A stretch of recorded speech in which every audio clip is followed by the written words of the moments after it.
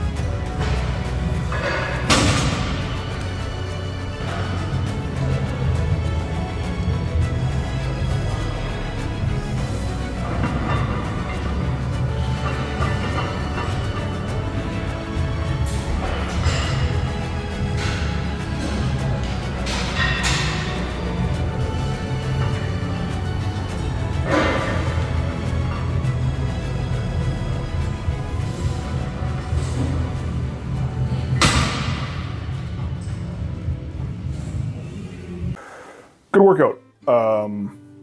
Squats went great. I accidentally went 15 pounds over prescription. I just didn't account for the safety squat bar in the 585 prescription. So I ended up at 600 for 5 sets of 2 on a fairly short rest interval. Had a lot of stuff to do at home, so just kind of tried to keep my rest breaks short, and it worked out pretty well for it.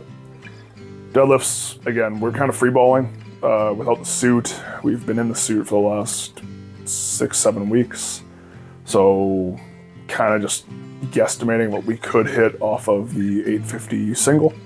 So prescription was for speed reps, and starting at 585 we ended up working up to about 635 for the last 3 sets, which worked out well. Very happy with how those moved. The grip felt really solid. Was doing a long grip hold at the top of most of those sets, just trying to get that extra volume in and make sure that my hands hopefully will not let me down next season. That's going to be a big focus. Which leads me then to, OSG. So I have officially pulled out, emailed Lynn the other day, and he confirmed that he's removing from the roster. So it's real now. So we're looking forward to seeing my friends, but that's life. You don't always get to do everything. For those of you who are unaware, I received my invite to OSG by winning Strongman Core Canada Nationals last year. So wanted to use that free invite just to get the experience. At the end of the day, probably would have finished high 20ths out of the 50-60 guys there. I wasn't going to make the finals. When I was looking at booking travel, my intention was to come back on the Sunday. The reality is I'm just not at that level yet. I'm comfortable admitting that, and I'm comfortable acknowledging that I just have some work to do to get there. So the actual reasons that I pulled out, though, is that for the last probably 7 or 8 weeks now. I've been going through a lot of testing and back and forth with medical professionals about needing testosterone replacement therapy. It's something that I didn't expect to be dealing with, especially in my late 20s, and given the lifestyle I lead. But essentially, my doctor is a fan of Strongman. He got curious, essentially, and when we did my annual blood panel, he went, I'm gonna add testosterone into here and see where it comes back at. So we did that, and the test came back at 3.2 nanomoles per liter, I believe it is, which converts to about 88 nanograms per deciliter, which is, I think, the most frequently spoken about number. That's the one I hear most commonly is nanograms per deciliter, so I've converted everything there just to make it easier on you guys to understand what's going on here. So in that scale, I believe 200 nanograms per deciliter is considered to be dangerously low, where you're now at increased risk of heart disease issues, fertility concerns, stroke issues, Alzheimer's, everything can basically be tied to a hormone deficiency of that severity. So very concerning. And I'll be honest, it gets in your head. A lot of people might think, well, that's pretty easy, just start taking testosterone. Well, there's risk factors that would, based on family history and as well as moving forward, there are risk factors that I'm not comfortable self-medicating there.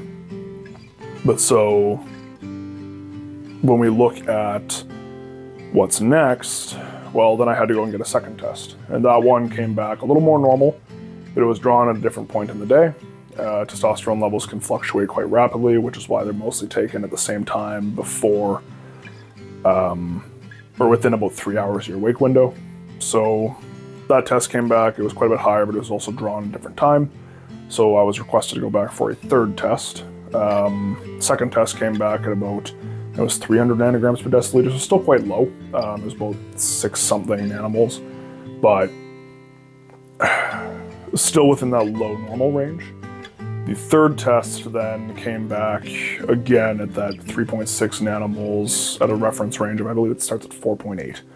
I think it worked out to about 90 to 100 nanograms per deciliter. So again, very, very low levels here. So next step here is to go see an endocrinologist. I should be hearing from him sometime this week, I'm hoping. And then hopefully begin treatment around the time I was supposed to be at OSG. Is kind of the timeline that we're looking at right now. We'll see what treatment looks like. My understanding from the research that I have done and the reading and listening that I've done to professionals is that most people end up feeling their best in that upper 3rd percentile of normal ranges when you put them on replacement therapy. That is my hope. What this means for me is basically that every aspect of my life should improve quite dramatically. In hindsight, it makes a lot of sense with different mental symptoms, with my mental health over the long term. In theory, this should make me feel better, perform better, add some muscle mass, add some strength, should reduce some fat mass around my waist where I hold a lot of it. It should improve my motivation, should improve my mental cognition, my ability to actually focus and perform. So in theory, this should be an overhaul in quality of life, which is number one focus. If it helps my performance, awesome. But if it just improves my quality of life and improves my sleep quality, etc., that alone will improve performance. So the plan right now is to basically peak as though I was for OSG, pull something big in the suit, try to hit a log PR. We'll probably run a frame just to test where my grip is at. Try to find a frame that's about similar height, hopefully work up to about the 800 pounds and see if I can improve on my pitiful 1.07 meters from CSM.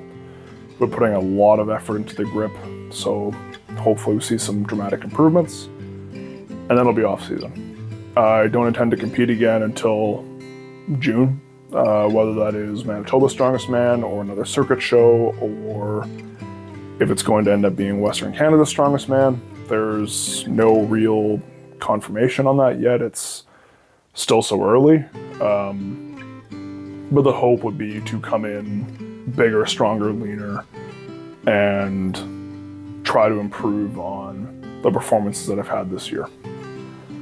Sounds like it's going to be somewhere in Alberta again, which is nice. I like being in Alberta. But that'll be the main focus, is Western Canada Strongest Man, Gimli, try to get back to Canada Strongest Man, and then we'll see what the back half of the year holds.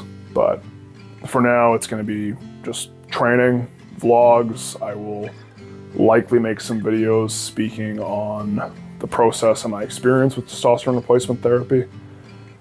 One, because frankly it's good milking content and TRT is a buzzword these days, but also because I think it's important to talk about these things. Mental health, men's health. I think that there's still quite a stigma around TRT. It's just taking steroids. Well, it's not. It's not super physiological doses. You're replacing what's not there. And I think the more we talk about that, the more these things become destigmatized. So it's really all I have to say right now. I'm kind of formulating my thoughts as they come to me, which I'm sure you can tell. This is also my second take of this because my microphone died, and the last one about halfway through. But there's been a lot of stress. I'm just relieved to have a diagnostic moving forward, and hopefully see what next year can bring. So thanks for following along to the Road to OSG series here. I regret to say this is the end of this year's series, but hopefully next year, the year after, we'll make another run at it. So thanks for following along, and we'll see you on the next one.